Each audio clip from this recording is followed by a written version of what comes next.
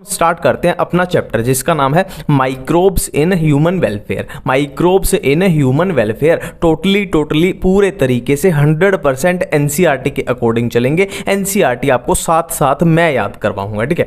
देखो इस चैप्टर में अपने को पढ़ना क्या है, ये चीज़ें पढ़नी है। सिर्फ इस चैप्टर में अपने को सिर्फ ये चीज़ें पढ़नी है, बिल्कुल 5वीं क्लास जैसे चलेंगे ना। एनसीईआरटी में ऐसे ही लिखा हुआ है। कौन सी microbes in household products, microbes in industrial products, microbes in sewage treatment, microbes in production of biogas, microbes in bio control agent, microbes in bio fertiliser. ये अपने को इस चैप्टर में पढ़ना है, ठीक है। अब आपको पूछना चाहिए कि तूने इंडस्ट्रियल प्रोडक्ट के आगे 3 एरो निकाले हुए। क्यों निकाले हुए? क्योंकि एनसीईआरटी में इंडस्ट्रियल प्रोडक्ट वाले टॉपिक में क्या है, अपने को 3 सब टॉपिक मिलेंगे, 3 सब टॉपिक, ठीक है। अब क्या करना है अपने को, बारी बारी से एक एक करके इन पे हम बात करते जाएंगे। पहले इस पे, फिर इस पे, फिर इस पे, फिर इस पे, फिर इस पे, फिर इस पे, फिर अपना चैप्टर खत्म, ठीक है। तो स्टार्ट करते हैं।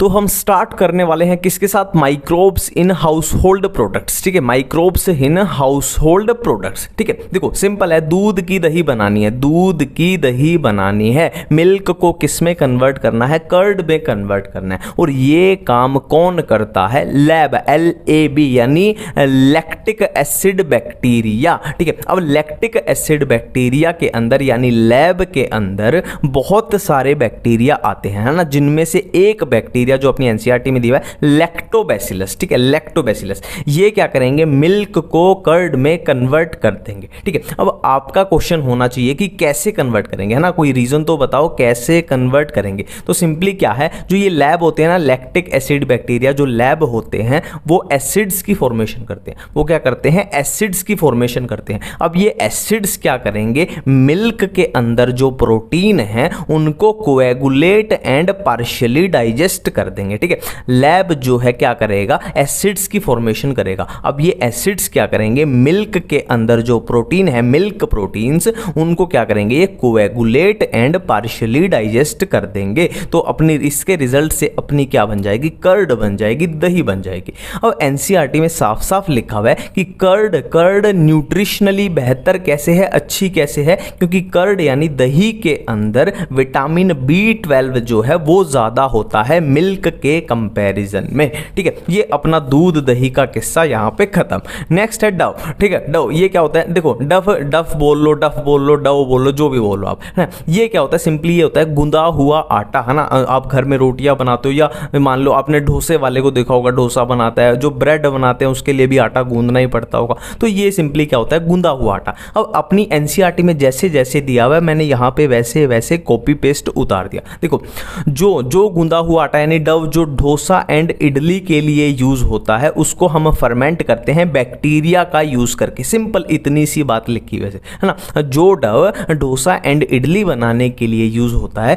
उसको हम फर्मेंट करते हैं बैक्टीरिया का यूज करके। इससे ज्यादा इसमें बात नहीं लिखी हुई। अब इधर आ जाते हैं ब्रेड, है ना। देखो जो डव ब्रेड बनाने में यूज होता है उसको हम फर्मेंट करते हैं किससे? फंजाई से। कौन सी फंजाई? यीस्ट से। अब यीस्ट भी कौन सा? यीस्ट में भी बहुत सारे यीस्ट होते हैं ना। यीस्ट भी कौन सा? सैक्चरोमाइसिस सर्विसियाई, सैक्चरोमाइसिस सर्विसियाई। अब यहाँ पे याद रखने लायक बात क्या है कि डोसा एंड इडली में क्या यूज हुआ था? बैक्टीरिया यूज हुआ था। और ब्रेड में क्या यूज हो रहा है? फंजाई यूज हो रहा है। फंजाई में भी कौन सा? यीस्ट। और यीस्ट में भी कौन सा? सैक्चरोमाइसिस सर्विस है। ये आगे भी आएगा, टेंशन मत लो। बेकर यीस्ट, ब्रूअरी यीस्ट, उसमें आपका ये पूरा क्लियर हो जाएगा, ठीक है। अब आगे बढ़ते हैं। देखो एक और मैं बात यहाँ पे आपको बता दूं। देखो ये ब्रेड में जो भी ये ब्रेड ब्रूड और ये डव जो बनता है ना, तो CO2 गैस रिलीज होती है। CO2 उसी की वजह से क्या है, इनमें छोटे छोटे आपने देखा होगा ब्रेड में क्या होते हैं? छोटे छोटे छेद से होते हैं, छोटे होल से होते हैं। तो CO2 रिलीज होती है, उसकी वजह से होते हैं, ठीक है। नेक्स्ट बात की गई है टोडी पाम की, है ना। टोडी कहां से रिसीव होता है? पाम से अपने को मिलता है। और ये कहां पे? साउथ इंडिया की ट्रेडिशनल ड्रिंक है।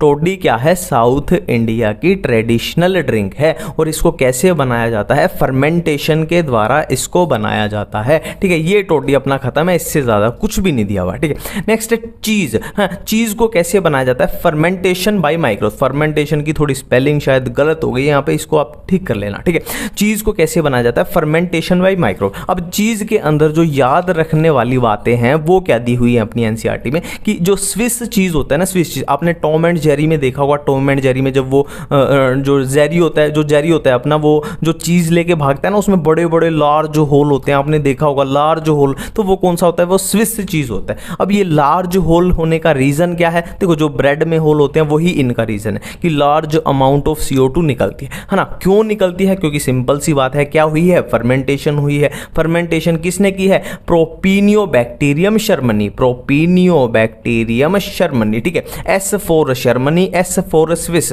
S फॉर शर्मनी, S फॉर स्विस, ठीक है। सिंपल सी बात यहाँ पे याद रखने लायक बात क्या है कि स्विस चीज में लार्ज होल्स होते हैं, पहली बात। दूसरी बात, क्यों होते हैं? क्योंकि CO2 रिलीज हुई है, दूसरी बात। तीसरी बात सबसे इंपॉर्टेंट क्या है कि स्विस चीज की फर्मेंटेशन जो की है, मतलब CO2 जो बनाई है वो किसने बनाई है? प्रोपिनियोबैक्टीरियम शर्मनी। ये एनसीईआरटी में लिखा हुआ है, याद रखना पड़ेगा, ठीक है। अब चीज में इस पूरे टॉपिक का लास्ट टॉपिक है रोक्यूफोर्ट चीज, है ना। रोक्यूफोर्ट चीज है, ठीक है। अब इसके बारे में याद रखने की बात क्या है कि रोक्यूफोर्ट चीज राइपन्ड बाय स्पेसिफिक फंजाई। क्यों? क्योंकि उससे उसमें पर्टिकुलर फ्लेवर आता है। मैं फिर से रिपीट करता हूं, इसमें याद रखने लायक बात क्या है? रोक्यूफोर्ट चीज की खास बात क्या है कि हम उसके ऊपर एक स्पेसिफिक फंजाई ग्रो कराते हैं। क्यों ग्रो कराते हैं? क्योंकि उस स्पेसिफिक फंजाई की वजह से इस चीज के अंदर एक पर्टिकुलर फ्लेवर आता है।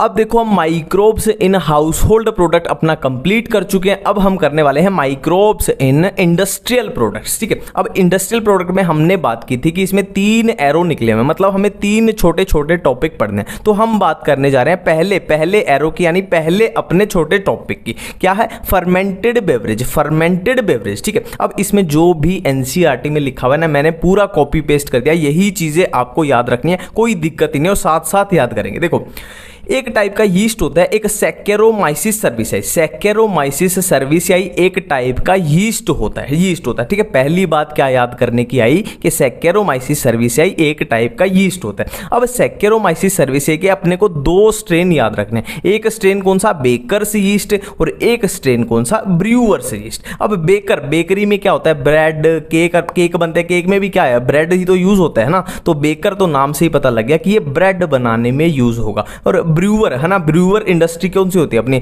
बियर वाली, वाइन वाली, विस्की, रम, ब्रांडी, ये किस में यूज होगा? ये सब बनाने में, ठीक है। ये सब बनाने में, सिंपल सी बात है। अब नेक्स्ट अपने को क्या याद रखना? देखो, एल्कोहलिक जो ड्रिंक्स होती है ना, एल्कोहलिक ड्रिंक्स 2 टाइप से बनाई जा सकती है। या तो बिना डिस्टिलेशन यानी विदाउट डिस्टिलेशन बनाई जाएंगी, या विद डिस्टिलेशन मतलब डिस्टिलेशन के साथ बनाई जाएंगी। जो विदाउट डिस्टिलेशन है वो कौन सी है? Wine and beer. और जो विद डिस्टिलेशन मतलब डिस्टिलेशन करके बनाई जाएंगी वो कौन सी है? विस्की, रम, ब्रांडी, ठीक है। इसको थोड़ा सा ऐसे याद रख लेना। याद करने का तरीका बताता हूं। आपने नॉर्मल बाहर शराब की दुकान पे देखा भी होगा कि वाइन एंड बियर नॉर्मली लिखा रहता है वहां पे कि wine and beer, wine and beer normally, बिल्कुल नॉर्मल लिखा रहता है। मतलब ये क्या है? थोड़ी सस्ती होती है, तो सीधा सा है कि डिस्टिलेशन ही नहीं हुई, तो सिंपल सी बात है सस्ती होंगी। और जिनमें डिस्टिलेशन होगी वो थोड़ी महंगी हो जाएंगी। विस्की, रम, ब्रांडी क्या है? आपको नॉर्मल कहीं नाम देखने को नहीं मिलता ना, ये थोड़ी महंगी होती है। बिल्कुल क्लियर है इतनी बात, ठीक है। अब देखो, अपना एक एरो यहां कंप्लीट हो चुका है। अब हम चल रहे हैं अपने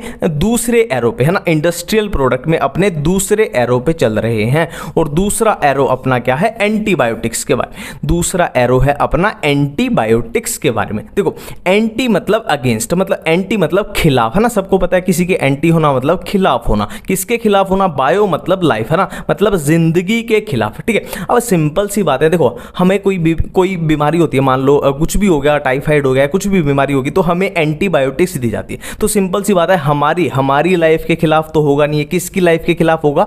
जो माइक्रोब्स, जो ऑर्गेनिज्म डिजीज कॉज कर रहा है उसकी लाइफ के खिलाफ, है ना। अब समझिए ना किस रिलेशन में खिलाफ है लाइफ के? किसकी लाइफ के खिलाफ? जो माइक्रो ऑर्गेनिज्म डिजीज कॉज कर रहा है उसकी लाइफ के खिलाफ जो दवाई होगी उसको क्या बोलते हैं? एंटीबायोटिक्स।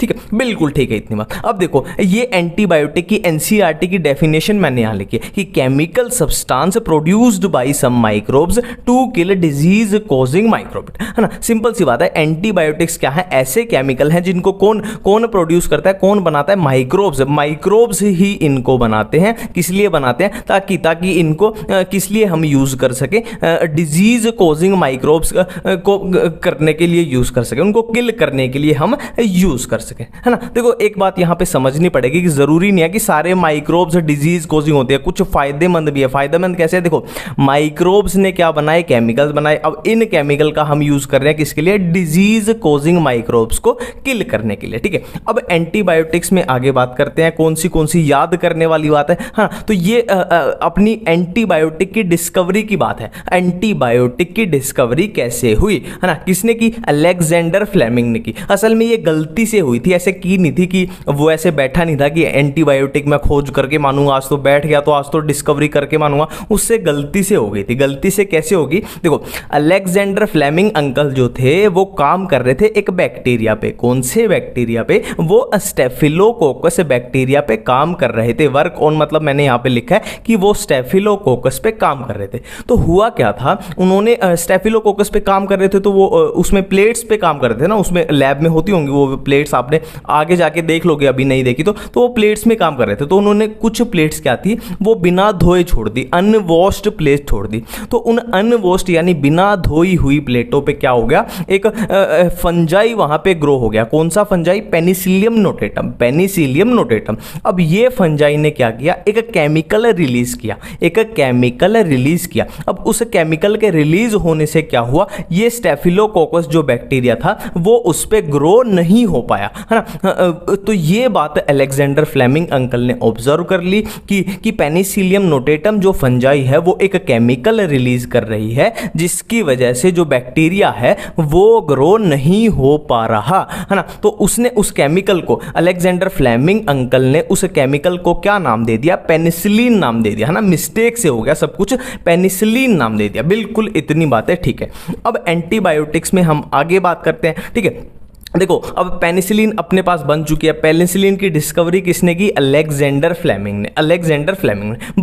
बट पेनिसिलिन का जो फुल पोटेंशियल था ना, मतलब इन्होंने डिस्कवरी तो कर दी पर इनको पूरे काम नहीं पता था कि पेनिसिलिन क्या क्या कर सकती है। तो Ernest Chain and Howard Florey, Ernest Chain and Howard Florey ने जो पेनिसिलिन का था फुल पोटेंशियल था उसको डिस्कवर किया कि असल में पेनिसिलिन है क्या और ये क्या क्या काम कर सकती है, ठीक है। ये दो बातें याद रखेंगे, डिस्कवरी इन्होंने की और फुल पोटेंशियल किसने डिस्कवर किया, इन्होंने, Ernest Chain and Howard Florey ने, ठीक है। अब पेनिसिलिन के बारे में एनसीईआरटी में लिखा हुआ है कि पेनिसिलिन को कहां यूज किया गया था, वर्ल्ड वॉर 2 में अमेरिकन सोल्जर्स को ठीक करने के लिए किया गया था। यह बात हम याद रखेंगे, एनसीईआरटी में लिखी हुई है कि पेनिसिलिन का यूज वर्ल्ड वॉर 2 में अमेरिकन सोल्जर्स को ठीक करने के लिए किया गया था, ठीक है। अब एंटीबायोटिक वाले टॉपिक में ही ये चीजें दी हुई है। सिंपल यहां पे याद करने वाली लायक बात है, इनके दूसरे नाम, है ना। वैसे लिखा ऐसे हुआ है कि इन बीमारियों के लिए, इन घातक बीमारियों के लिए भी एंटीबायोटिक बना ली गई, पर वो अपने याद करने वाली बात नहीं है। याद करने वाली बात क्या है कि वूपिंग कफ का दूसरा नाम है काली खांसी। देखो कफ है तो मतलब खांसी याद हो जाएगा। डिप्थीरिया का दूसरा नाम है गलघोंटू, डिप्थीरिया का दूसरा नाम है गलघोंटू। इसको ऐसे याद रखना, D for diphtheria, D for दबा दिया, दबाते क्या, गला दबा दिया, है ना, गला दबा दिया तो गलघोंटू। नेक्स्ट है लेप्रोसी कुष्ठ रोग, लेप्रोसी कुष्ठ रोग, ये याद रख लेना थोड़ा, लेप्रोसी कुष्ठ रोग, ठीक है। और इसके साथ दिया हुआ था कि एनसीईआरटी में लिखा ऐसे हुआ है कि वूपिंग कफ, डिप्थीरिया, लेप्रोसी और प्लेग के लिए एंटीबायोटिक्स को बना लिया है। पर यहाँ पे याद रखने लायक बात क्या है, इनके दूसरे नाम ये आपको याद रखने, ठीक है। अब यहाँ पे अपना क्या है, ये दूसरा एरो, इंडस्ट्रियल प्रोडक्ट्स में दूसरा एरो भी यहाँ पे अपना कंप्लीट हुआ। अब हम चलते हैं इंडस्ट्रियल प्रोडक्ट्स के तीसरे एरो की तरफ, ठीक है। अब हम चलते हैं इंडस्ट्रियल एरो के तीसरे एरो की तरफ, ठीक है। अब इसमें क्या है, देखो सबसे पहले ये लिखा हुआ है कि कौन कहां से मिलता है। सिंपल सी बात है, साइट्रिक एसिड कहां से मिलेगा, एस्परगिलस नाइगर। एसिटिक एसिड कहां से मिलेगा, एसिटोबैक्टर एसिटाई। ब्यूटायरिक एसिड कहां से मिलेगा, क्लोस्ट्रीडियम ब्यूटिलाइक।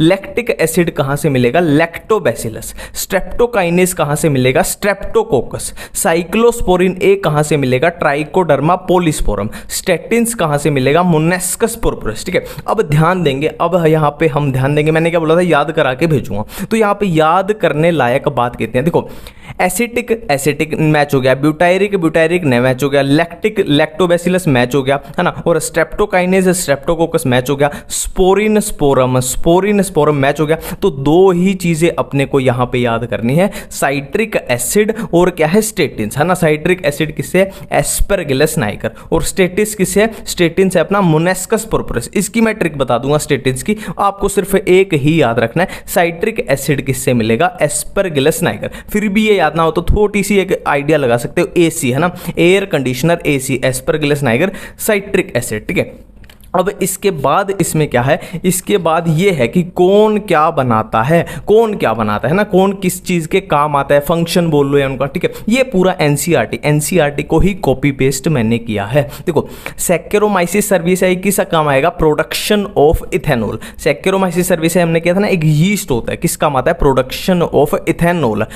ठीक है, नेक्स्ट है लाइपेज, किस काम आएंगे? Remove oily stain. देखो, लाइपेज वर्ड से देखो, लिपिड क्या होता है? फैट होता है ना, ऑयल भी क्या है? एक तरीके के फैट ही है। तो सिंपल सी बात है, लाइपेज मतलब जो ऑयल को या फैट को डाइजेस्ट करेंगे ना, एक तरीके से ऑयली स्टेन को रिमूव करेंगे। नेक्स्ट एक आपको याद रखना है कि पैक्टिनेज एंड प्रोटीएज किस काम आते हैं? क्लियरिंग ऑफ बोटल जूस, है ना, बोटल्स में जो जूस आता है उनकी क्लियरेंस के लिए काम आते हैं। ठीक है, नेक्स्ट एक याद रखना है, स्ट्रेप्टोकाइनेज किस काम आता है? Clot buster. इसको मैं तो ऐसे याद रखता हूं, देखो, स्ट्रेप्टोक्लोटो ऐसे याद रखना। स्ट्रेप्टोकाइनेज मतलब क्लोट बस्टर मतलब क्या है? देखो, जो भी ब्लड वेसल है अपनी, उनमें क्या है, क्लोट बन जाए अगर, तो क्या होगा? ब्लड का फ्लो आगे हो ही नहीं पाएगा। तो इसमें क्या होता है, फिर वो मायोकार्डियल इन्फेक्शन से फिर क्या हो जाएगा, आगे जाके हार्ट अटैक आ जाएगा। तो इसमें ये स्ट्रेप्टोकाइनेज हम यूज करते हैं कि वो क्लोट को क्या करेगा? हटा देगा, उनको बस्ट कर। ठीक है, इस तरीके से कुछ। ठीक है, नेक्स्ट है साइक्लोस्पोरिन ए। ये क्या काम आएगा? Immunosuppressive agent. देखो, सिंपल सी बात है, फॉर एग्जांपल मान लो किसी की किडनी खराब हो गई और उसने किसी और से किडनी ली, मतलब किडनी का ट्रांसप्लांट हुआ, ऑर्गन ट्रांसप्लांट हुआ, उसने किसी और से किडनी ली। तो आपको पता है कि किसी और से जब हम कोई ऑर्गन लेते हैं तो उसके खिलाफ क्या है? इम्यूनिटी डेवलप हो जाती है। इम्यूनिटी, है ना, सेल मीडिएटेड इम्यूनिटी पढ़ा है ना हमने, वो इम्यूनिटी डेवलप हो जाती है कि ये तो किसी और की किडनी है, और बॉडी उसके खिलाफ एंटीबॉडी बना लेती है। तो उस इम्यून रिस्पॉन्स को स्प्रेस दबाने के लिए क्या देते हैं? साइक्लोस्पोरिन ए देते हैं। सिंपल सी बात है, ऑर्गन ट्रांसप्लांट। ठीक है, नेक्स्ट है स्टेटिन्स, है ना। स्टेटिन्स किस काम आता है? ब्लड कोलेस्ट्रॉल लवरिंग एजेंट, है ना, ब्लड में क्या है? कोलेस्ट्रॉल को ये कम करेगा। अब स्टेटिन्स का हमने क्या किया था, कहां से मिलता है हमें? मोनेस्कस पुरपुरस। इसकी मैं सिंपल सी ट्रिक बता देता हूं। देखो, कोई भी स्टेट है, मान लो कोई भी राज्य है, उसका ऐसे याद रखो, किसी भी स्टेट का मेंबर ऑफ पार्लियामेंट, यानी एमपी, है ना, एमपी से, स्टेट के एमपी से ये अपने को याद आ गया। और क्या याद आ जाएगा? देखो, कोई एमपी होता है यानी मिनिस्टर है, नेता है, तो नेता को क्या होता है, बहुत सारी दिमाग में टेंशन होती है कि अच्छी टेंशन है, बुरी टेंशन है, मेरे को नहीं पता, वो नेता को ही पता है ना। तो दिमाग में बहुत सारी टेंशन होती है, स्ट्रेस होता है, तो जनरली उनको कौन सी बीमारी हो जाती है कि उनका कोलेस्ट्रॉल बढ़ जाता है। ऐसा थोड़ा सा आइडिया लगा लेना कि कोई नेता है, एमपी है, तो उसका थोड़ा सा कोलेस्ट्रॉल बढ़ जाएगा, है ना। स्टेट का क्या है? एमपी है, यानी मोनेस्कस पुरपुरस से ये हमें मिलेगा। और क्या है? उसका कोलेस्ट्रॉल थोड़ा हाई है, नेता लोगों का कोलेस्ट्रॉल थोड़ा हाई होता ही है। ठीक है, अब देखो यहां पे अपना ये तीसरा एरो कंप्लीट हो चुका है। अब हम जा रहे हैं कहां? सीवेज ट्रीटमेंट की तरफ।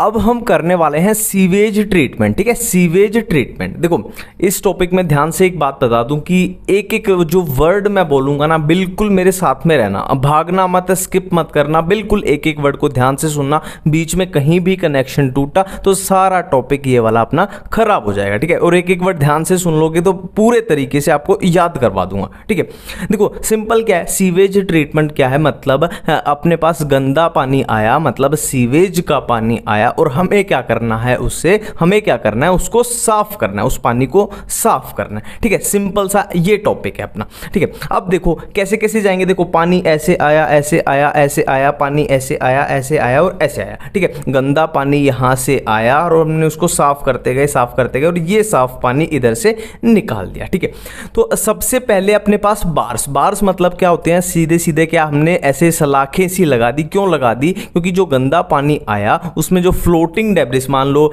प्लास्टिक की बोतल्स पड़ी हैं या लिफाफा थैली पड़ी है, वो सब इन बार्स के अंदर है ना, ऐसे ग्रिल सी लगी हुई है, इन बार्स के अंदर रुक जाएगी, है ना। और जो पानी होगा वो आगे अपना चला जाएगा, फिर आगे है अपना क्या, सेडिमेंटेशन टैंक। इसमें क्या होगा, अब इसमें जो सोयल है, मिट्टी है या स्मॉल पेबल्स यानी छोटे छोटे पत्थर हैं, वो क्या हो जाएंगे, वो सेडिमेंट हो जाएंगे, मतलब नीचे वो बैठ जाएंगे। अब जो पानी होगा वो आगे जाएगा, वो किस में जाएगा, फिर प्राइमरी सेटलिंग टैंक में जाएगा। इसमें क्या होगा, अब जो सॉलिड वेस्ट है जैसे फिशेज है ना, फिशेज हैं वो क्या है, नीचे बैठ जाएंगी, है ना, वो नीचे बैठ जाएंगी और ऊपर जो पानी बचेगा उसको हम आगे भेजना चाहते हैं। ठीक है, अब एक बात ध्यान दो, यहां तक जो भी हुआ उसको हम बोल रहे हैं क्या, प्राइमरी ट्रीटमेंट। इस तक हम क्या बोल रहे हैं, हम प्राइमरी ट्रीटमेंट बोल रहे हैं ना। अभी तक हमने ऐसा कुछ यूज नहीं किया, हम सिर्फ फिजिकल मेथड यूज कर रहे हैं। इससे आगे फिर जो चालू हुई वो क्या है, अपनी सेकेंडरी ट्रीटमेंट,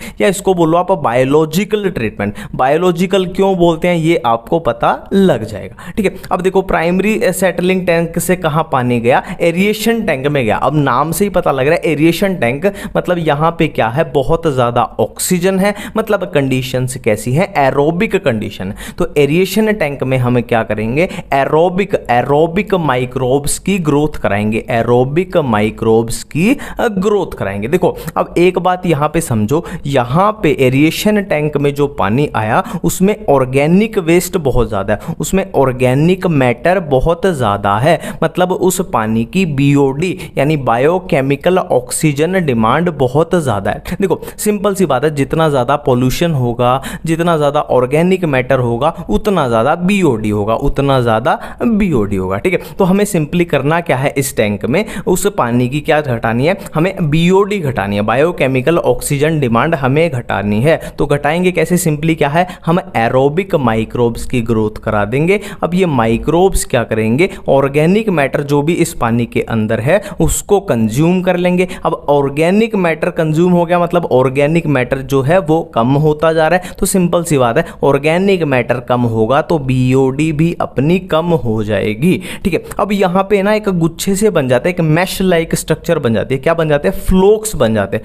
फ्लोक्स क्या होते हैं, देखो हमने एरोबिक माइक्रोब्स की ग्रोथ कराई थी, तो माइक्रोब्स में अब बैक्टीरिया भी होंगे, फंजाई भी होंगे, तो जो भी बैक्टीरिया फंजाई मिलजुल के क्या बना देते हैं, एक मैश लाइक स्ट्रक्चर, है ना। एक लगा लो ऐसे, थोड़ा सा ध्यान रखने के लिए याद रखना कि गुच्छे से एक मैश लाइक स्ट्रक्चर बना देते हैं, जिनको हम फ्लोक्स बोलते हैं। ठीक है, अब यहां पे देखो क्या हुआ, ऑर्गेनिक मैटर अपना कंज्यूम हो चुका है और पानी में बचे क्या, अब फ्लोक्स बचे, है ना, बचे क्या, फ्लोक्स बचे। ठीक है, अब ये पानी आगे चला गया किसमें, सेकेंडरी सेटलिंग टैंक में। ये था प्राइमरी सेटलिंग टैंक, ये सेकेंडरी सेटलिंग टैंक, है ना, सेकेंडरी ट्रीटमेंट चल रही है। अब यहां क्या हुआ, देखो पानी में अब क्या बचे, हमारे पास फ्लोक्स बचे, फ्लोक्स। ठीक है, ऑर्गेनिक मैटर अपना उड़ चुका है, पोल्यूशन अपना उड़ चुका है। फ्लोक्स में क्या है, अपने बैक्टीरिया है, फंजाई है, इस सब का क्या है, मैश है। अब इन फ्लोक्स को हमने क्या किया, अलाउड टू सेटल, मतलब सेटलिंग टैंक मतलब फ्लोक्स को हमने सेटल नीचे बैठा दिया, है ना, नीचे बैठा दिया तो ऊपर क्या बचेगा, साफ पानी बचेगा। साफ पानी को हमने कहां पे छोड़ दिया, किसी रिवर में या वाटर बॉडी के अंदर छोड़ दिया। ठीक है, अब बचा क्या, इसमें खाली फ्लोक्स बचे। अब थोड़े से फ्लोक्स हम इसमें डाल देंगे। क्यों डाल देंगे, क्योंकि हमें ये एरोबिक माइक्रोब के लिए वो चाहिए ना, जैसे हम दही जमाते हैं तो थोड़ा सा दही दूध में डाल देते हैं, तो इसी तरीके से हम ये एरोबिक माइक्रोब्स किससे बन देते हैं, फ्लोक्स से ही बनाने हमको, है ना। तो थोड़ा सा यहां ले आएंगे और बाकी जो वेस्ट बचा अपना फ्लोक्स, उसको हम किस में डाल देंगे, एक्टिवेटेड स्लज डाइजेस्टर, है ना, वहां पे इनको फ्लोक्स को हम डाल देंगे। ये अपना एक तरीके से वेस्ट है, यहां पे उनको डाइजेस्ट करा देंगे। ठीक है, और अपना साफ पानी इधर निकल चुका है। तो ये बेसिक सा अपना इजी सा कंसेप्ट है। अब हम करने वाले हैं microbes in production of biogas. ठीक है, तो सबसे पहले हम देखते हैं कि बायोगैस असल में होती क्या है। देखो सिंपल है, बायो मतलब लिविंग ऑर्गेनिज्म, गैस मतलब ऐसी गैस जो लिविंग ऑर्गेनिजम्स की वजह से बनी है, वो हो जाएगी सिंपली क्या, बायोगैस। ठीक है, अब देखो mixture of gas produced by microbial activity, ये अपनी क्या है, एनसीईआरटी की डेफिनेशन है। तो माइक्रोब्स क्या होते हैं, माइक्रोब्स सिंपली क्या है, लिविंग ऑर्गेनिज्म है। तो माइक्रोब्स की एक्टिविटी की वजह से जो गैस बनी वो हो जाएगी बायोगैस, सिंपल है। अब यहाँ पे याद रखने लायक बात क्या है कि जो ये बायोगैस होती है इसका मेजॉरिटी ऑफ पोर्शन, मतलब इसका जो मेजर पोर्शन है वो कौन बनाता है, वो मीथेन गैस बनाती है। यानी इसमें बहुत सारी गैसें हैं पर इसका मैक्सिमम जो पोर्शन है, मेजॉरिटी पोर्शन है, वो कौन बनाता है, वो मीथेन गैस बनाती है। ठीक है, अब इस टॉपिक में हम आगे बढ़ते हैं थोड़ा। देखो certain bacteria grow anaerobically on cellulosic material. देखो सिंपल है, सेल्यूलोज के ऊपर क्या है, बैक्टीरिया ग्रो करते हैं सेलुलोज के लिए, है ना, और कैसे, अनएरोबिक कंडीशन में, है ना। अब यहाँ पे याद रखने लायक बात क्या है, अनएरोबिक कंडीशन, दूसरी सेलुलोज के ऊपर। ठीक है, और वो क्या करेंगे, फिर गैस प्रोड्यूस करेंगे। गैस वो ये ना कि बायोगैस प्रोड्यूस करेंगे। बायोगैस में हमने क्या किया था, मीथेन मेजर होगी और थोड़ी थोड़ी और भी गैसें होती हैं जैसे कार्बन डाइऑक्साइड, H2, ये वाली भी होंगी। ठीक है, अब ऐसे बैक्टीरिया, मैं फिर से रिपीट करने जा रहा हूं, ऐसे बैक्टीरिया जो अनएरोबिकली सेलुलोजिक मटेरियल के ऊपर ग्रो करते हैं उनको हम क्या बोलते हैं, मिथेनोजीन्स बोलते हैं। देखो मिथेनोजीन्स मतलब जो मीथेन की प्रोडक्शन कर रहे हैं, कैसे, अनएरोबिक कंडीशन में, कहां से, सेलुलोजिक मटेरियल में। बिल्कुल इतनी बातें क्लियर। अब देखो मिथेनोजीन्स बैक्टीरिया का एक बहुत बड़ा ग्रुप है, इसके अंदर बहुत सारे बैक्टीरिया आते हैं, है ना, और एक ऐसा बैक्टीरिया का नाम है मिथेनोबैक्टीरियम। देखो मिथेनोजीन्स के अंदर बहुत सारे बैक्टीरिया आते हैं, उनमें से एक का नाम है मिथेनोबैक्टीरियम। मिथेनोबैक्टीरियम कहां प्रेजेंट होता है, रूमन ऑफ कैटल में। अब ये रूमन क्या होता है, देखो जैसे अपना स्टमक होता है ना, ऐसे भी कैटल के अंदर भी क्या होता है, स्टमक होता है, और स्टमक के क्या होते हैं, 4 पार्ट होते हैं। तो स्टमक, कैटल के स्टमक के 4 पार्ट का ही एक पार्ट है क्या, रूमन। तो रूमन के अंदर होगा मिथेनोबैक्टीरियम। अब मिथेनोबैक्टीरियम क्या करेगा, देखो अब कैटल क्या है, गाय है, मान लो गाय भूसा खाएगी, उसमें क्या होगा, सेलुलोज होगा। तो सेलुलोज से क्या करेंगे, अनएरोबिक कंडीशन में क्या करेगा मिथेनोबैक्टीरियम, ये मेनली क्या है, मीथेन की प्रोडक्शन करेगा, या बोल लो सही शब्दों में बोलें तो बायोगैस की प्रोडक्शन करेगा ना। मेजर कौन सी होगी, मीथेन, थोड़ी थोड़ी ये वाली भी होंगी। तो ये सिंपल सी बात है इसमें। ठीक है, अब कैसे करेगा, जो यूनिट होती है जो बायोगैस, ये टिपिकल बायोगैस प्लांट जो होता है वो कुछ ऐसा दिखता है। देखो सिंपल है, क्या है, जो उसके रूमन में क्या था, मिथेनोबैक्टीरियम था, तो वो डंग के साथ है ना, उसके फीसिस डंग के साथ वो बाहर आएगा। तो सिंपली क्या, हमें यहाँ एनिमल का डंग और वाटर, और ये डंग और वाटर एनिमल का हमने क्या किया, इस बड़े से टैंक में डाल दिया जिसको हम डाइजेस्टर बोल रहे हैं। ठीक है, अब यहाँ क्या है, अपना वो बैक्टीरिया काम करता रहेगा, और बैक्टीरिया क्या करेगा, गैस की प्रोडक्शन करेगा। तो जो गैस होगी वो ऐसे यहाँ से हम रिसीव कर लेंगे और उसको क्या है, पाइपलाइन के थ्रू यूज कर लेंगे, है ना, एज ए फ्यूल, है ना, गैस है तो उसको तो यूज तो करना है। यहाँ से गैस निकल जाएगी, तो गैस निकलने के बाद अपना जो भी वेस्ट बचेगा उसको हम किस में डाल देंगे, उसको हम डाल देंगे किस में, स्लज में डाल देंगे, स्लज में। अब देखो इंडिया में जो बायोगैस प्लांट्स है ना, बायोगैस प्लांट्स लगाने में बहुत बड़ा हाथ रहा है किनका, इन 2 ऑर्गेनाइजेशन का। एनसीईआरटी में दी हुई इनकी अपने को क्या है, बेसिकली फुल फॉर्म याद करनी है, IARI यानी इंडियन एग्रीकल्चरल रिसर्च इंस्टीट्यूट, और क्या है, KVIC, ये क्या है, khadi and village industries commission. ठीक है, अब देखो अपना प्रोडक्शन ऑफ बायोगैस कंप्लीट हो चुका है। अब हम करने वाले हैं क्या, bio control agents, microbes as bio control agents. ठीक है, पहले थोड़ा सा इसका मतलब समझ लेते हैं कि ये कहना क्या चाह रहा है, फिर क्या है अपने को चीजें याद करनी जो है वो बिल्कुल आसान हो जाएंगी। देखो कोई भी फसल है, मान लो गेहूं की फसल है या चावल की फसल है, तो हमें पता है क्या, फसल को नुकसान पहुंचाने के आते हैं छोटे छोटे कीड़े मकोड़े, इंसेक्ट छोटे छोटे जो भी आते हैं। तो हम उन इंसेक्ट को कंट्रोल करने के लिए, आपने देखा भी होगा खेतों में देखा भी होगा, क्या है, पेस्टिसाइड का इस्तेमाल करते हैं, पेस्टिसाइड है ना, केमिकल्स का छिड़काव करते हैं। तो सिंपल सी बात है, हम ये बोलना चाहते हैं कि भाई केमिकल्स का यूज मत करो, केमिकल्स क्या है, हानिकारक होते हैं, हार्मफुल होते हैं। तो हम क्या बोलना चाहते हैं कि जो भी आपके इंसेक्ट आ रहे हैं खेत में, उनको आप कैसे कंट्रोल करो, बायोलॉजिकल कंट्रोल करो उनका, है ना, बायोलॉजिकल उनका कंट्रोल करो। कैसे बायोलॉजिकल, कैसे, इंसेक्ट का यूज करके, इंसेक्ट को, है ना, जो अपने फायदे के इंसेक्ट है उनका यूज कर लो, है ना, उनको कंट्रोल करने के लिए, या बैक्टीरिया का यूज कर लो, या फंजाई का यूज कर लो, या वायरस का यूज कर लो, है ना। हम क्या है, पूरा तरीके से बायोलॉजिकली क्या है, उनको जो अपने हानिकारक, जो हार्मफुल इंसेक्ट हैं या कुछ भी हैं, जो भी हैं, उनको कंट्रोल करने के लिए हम बायोलॉजिकल यूज करना चाहते हैं। इससे क्या होगा, अपने पोल्यूशन नहीं होगा ना, जो हम खाना खाएंगे वो क्या होगा, अच्छा हो, केमिकल्स से फ्री होगा, है ना। कुल मिला के हम केमिकल्स का यूज नहीं करना चाहते। तो हम बात करेंगे इंसेक्ट का किसको कंट्रोल करेंगे, बैक्टीरिया से कैसे कंट्रोल करेंगे, फंजाई को किससे कंट्रोल करेंगे, वायरस को किससे कंट्रोल करेंगे, ये बात करेंगे। सबसे पहले हम बात करें इंसेक्ट की।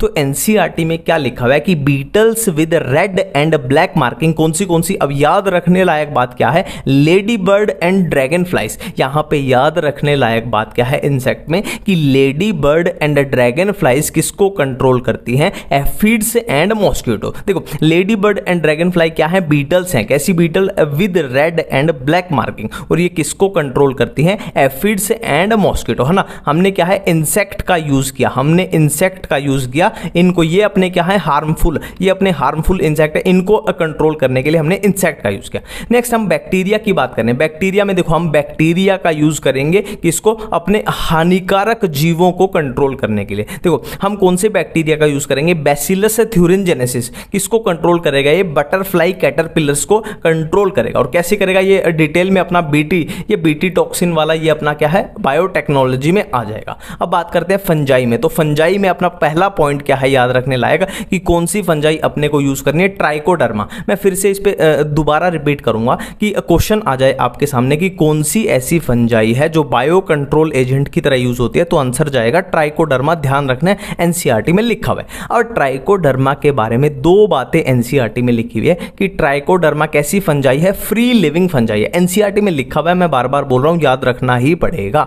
ट्राइकोडर्मा कैसी फंजाई है, फ्री लिविंग फंजाई है, और ये रूट इकोसिस्टम में रहती है। रूट, मैंने यहां पे शूट नहीं लिखा, रूट इकोसिस्टम लिखा है, याद रखेंगे, एनसीईआरटी में लिखा हुआ है। ट्राइकोडर्मा कैसी फंजाई है, फ्री लिविंग फंजाई है, रूट इकोसिस्टम में रहती है। बिल्कुल सिंपल सी बात है। और ये क्या कंट्रोल करेगी, ट्राइकोडर्मा किसको कंट्रोल करेगी, सेवरल प्लांट पैथोजन। ये तो कोई याद रखने लायक बात नहीं है, ये तो इन जनरल बात बोलती है। तो यहाँ फंजाई में याद रखने लायक बात पहली, ट्राइकोडर्मा क्या है, बायो कंट्रोल एजेंट वाली फंजाई है, फ्री लिविंग है, रूट इकोसिस्टम में रहती है, बस खत्म। ठीक है, नेक्स्ट हम बात कर रहे हैं वायरस के बारे में। तो कौन से वायरस यूज होंगे as a bio control agent, कौन से, बैक्यूलो वायरस, बैक्यूलो वायरस। ठीक है, अब ये कौन से जीनस के वायरस होते हैं, न्यूक्लियो पॉलीहेड्रो वायरस। जो बैक्यूलो वायरस होते हैं वो कौन से जीनस के होते हैं, न्यूक्लियो पॉलीहेड्रो वायरस। और ये क्या कंट्रोल करते हैं, इंसेक्ट्स एंड सम आर्थ्रोपोड। ठीक है, बट यहां पे वायरस में जो मेन क्वेश्चन पूछे जाने लायक बात क्या है, वो ये वाली है। देखो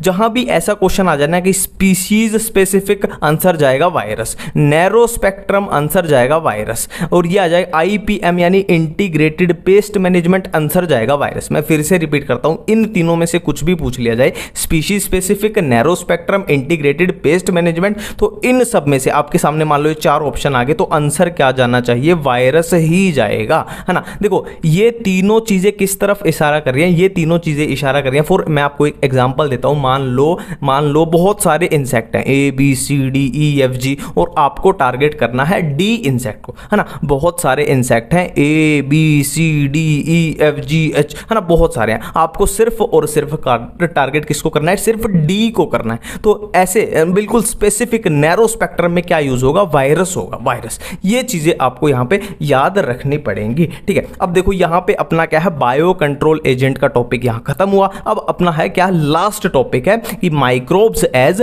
बायो फर्टिलाइजेशन कैसे हुआ, माइक्रोब्स एज बायो फर्टिलाइजर। अब देखो ये अपने पास है माइक्रोब्स एज बायो फर्टिलाइजर। अब नाम से ही पता लग रहा है, बायो मतलब लिविंग ऑर्गेनिज्म, फर्टिलाइजर मतलब फर्टिलाइजर। तो हम ये हाँ बोलना क्या चाह रहा है कि भाई फर्टिलाइजर के तौर पे किसका, केमिकल्स का यूज मत करो, है ना। ये बोलना क्या चाह रहा है कि फर्टिलाइजर जो हम नॉर्मल खेतों में क्या है केमिकल डालते हैं, केमिकल डाल के सब्जियां उगा रहे हैं, फल उगा रहे हैं। तो ये बोलना चाह रहे हैं कि भाई केमिकल्स का यूज मत करो, बायो फर्टिलाइजर का यूज करो, मतलब लिविंग ऑर्गेनिज्म जो है उनका यूज करो, है ना। पोल्यूशन भी नहीं होगा, अपने को खाना भी अच्छा मिलेगा। तो कुल मिला के ये बोलना क्या चाह रहा है कि ऑर्गेनिक फार्मिंग करो। ऑर्गेनिक फार्मिंग क्या होती है? सिंपल यही तो होती है कि हमें क्या है केमिकल्स का यूज नहीं करना, जो बायोलॉजिकल प्रोडक्ट है उन्हीं का हम यूज करेंगे, ठीक है। तो बायो फर्टिलाइजेशन, बायो मतलब लिविंग ऑर्गेनिज्म, तो लिविंग ऑर्गेनिज्म किसकी तरह यूज होंगे? फर्टिलाइजर की तरह यूज होंगे। तो कौन से हो सकते हैं? बैक्टीरिया हो सकते हैं, फंजाई हो सकते हैं और ब्लू ग्रीन एल्गी हो सकते हैं, ठीक है। तो बैक्टीरिया ये सिंपल है, इनका सीधा सीधा लेना देना किससे? नाइट्रोजन फिक्सेशन से लेना है। हम मान लो खेतों में खाद डाल रहे हैं तो किस लिए डाल रहे हैं? नाइट्रोजन के लिए ही डाल रहे हैं। तो नाइट्रोजन फिक्सेशन से लेना देना है ना। सबसे पहले हम क्या कर रहे हैं? सबसे पहले हम बैक्टीरिया को यहां टारगेट कर रहे हैं, बैक्टीरिया को, ठीक है। तो बैक्टीरिया को याद करने की मैं सिंपल सी ट्रिक बता देता हूं आपको। देखो, फ्री में बार्बर से, है ना, फ्री में बार्बर से, बार्बर क्या है? बाल ही काटेगा। फ्री में बार्बर से बाल कटा के सिम्बा हुआ फरार। मैं फिर से रिपीट करता हूं कि सिम्बा क्या है? नाई की दुकान पे गया बाल कटाने और बाल कटा के पैसे, बिना पैसे दिए फ्री में बाल कटा के भाग गया। फ्री में बार्बर से बाल कटा के सिम्बा हुआ फरार। फ्री में बार्बर से बाल कटा के सिम्बा हुआ फरार। देखो, फ्री मतलब फ्री लिविंग, सिम्बा मतलब सिम्बायोटिक। अब बार्बर देखो, बार्बर BAR यहां अपने को पकड़ना है। B से बिजरेंकिया, A से एजोटोबैक्टर, R से रोडोस्पेरिलम, मतलब ये 3 बैक्टीरिया अपने क्या है? फ्री लिविंग है, फ्री लिविंग, ठीक है। और सिम्बायोटिक कौन से हैं? सिम्बायोटिक कौन से हैं? F से है फ्रैंकिया, R से है राइजोबियम। F से है फ्रैंकिया, R से है राइजोबियम, ठीक है। सारी बातें किसकी रिलेटेड हो रही है? नाइट्रोजन फिक्सेशन के रिलेटेड हो रही हैं। फ्री लिविंग अपने को पता चल गए, सिम्बायोटिक अपने को पता चल गए। अब एक बहुत ही कॉमन क्वेश्चन आता है कि राइजोबियम किस में होता है? लेग्यूम्स में होता है। राइजोबियम किस में होता है? लेग्यूम्स में होता है। बिल्कुल इतनी बातें क्लियर है। ये सिंपल सा है, इसमें कोई खास बात नहीं है कि ब्लू ग्रीन अलगी कौन सी है। नाइट्रोजन फिक्सिंग वाली याद करनी है, एनबीना, नोस्टोक, ओसिलेटेरिया, ठीक है। और एक याद रख लेना, पैडी फील्ड में यानी राइस वाले चावल के खेत में क्या है? ब्लू ग्रीन अलगी अपने को याद रखनी है, ठीक है।